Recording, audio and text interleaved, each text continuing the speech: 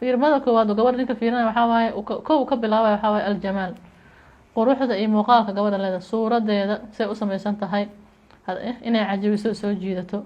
waa noqdada koowaad oo ninka gabadha ka fiiraya markuu guursado iyo guurka ka bacdiba. jamaalka quruxda muxuu jamaalka horta tacriif gaar oo leeyahay ma jirto, oo ma macna jamaal qaamuuska kuma soo arkaysid, laakiin jamaalku waa akhlaaqda iyo dhaqanka wanaagsan iyo maxay hato habla dhaqanka laba qof. marka jamaalka iyo muuqaalka gabadha leeda ninka muhiim ay u tahay.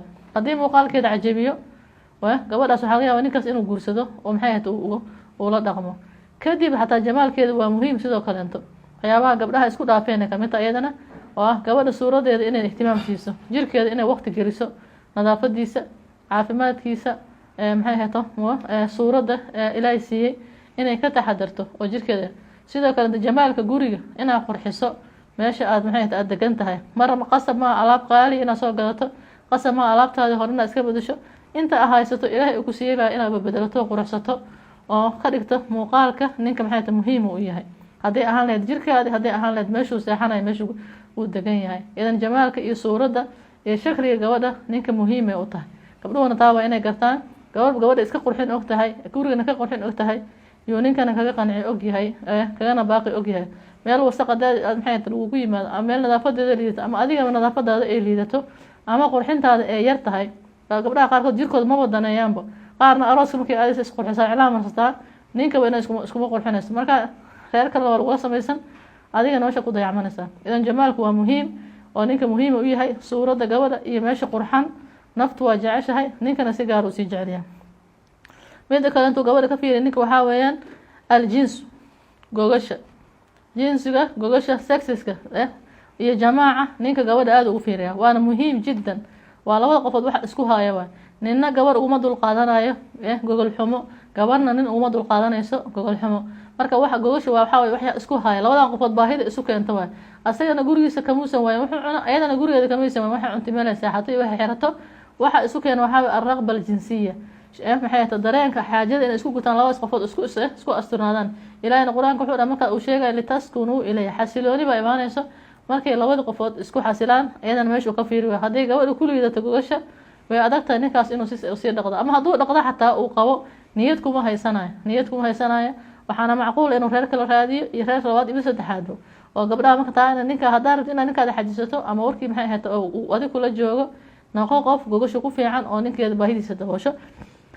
sidoo kale istiqraar walhudu, deganaansho, guriga inuu xasilooni leeyahay, uusan buuq lahayn, qaylo lahayn, oo maxay ahayd sharqantiisa farabadan xilliga uu nasanayo shaqada ka yimaado uu daalan yahay, ama maxay ahayd uu soo rawaxay, ama asaga buuq uu soo gala tartanka ganacsi shaqo uu kusoo jiro. haddii guriga deganayn oo ilmaha aadan ka xasilinaynin, ayadana sidaas kalento maxay ahayd muhiimay u tahay. oo gurigu waa ma-waa marjic lagu soo laabto waay. guri aan istiqraar lahayn cidna ma joogayso. al-injaab sidoo kale dhalmada ilmaha waa meesha gabadha ka fiiriyo. oo nimanka waxay jecel yihiin xaaska wax u dhalayso ilmo dhalayso, wax soo kordhinayso oo asaga faraciisa badinayso. haddaa ilmaha iska xirto ama xataa ilmaha aad dayacdo ama ilmaha aad keeleysgarayso ama aad sirto kiniiniyaal iyadoo lagugu ogeyn aada cunto, taana idana qiimo daray kuu keenaysaa. haddaa ilmaha maxay waqti aad dhalaysaan iyo sanad haddaad nuujinayso, qur-aanka wuu sheegay walwaalidaatu yurdicna awlaadahunna xawlayni kaamilayni. family planninga qur-aanka islaamkaa sheegay. qur-aanka gabadha ilmaha waalidiinta waxay gabdhaha waalidaadka hooyooyinka waxay ilmaha nuujinayaan yiri 2 sano, xawlayni kaamilayni.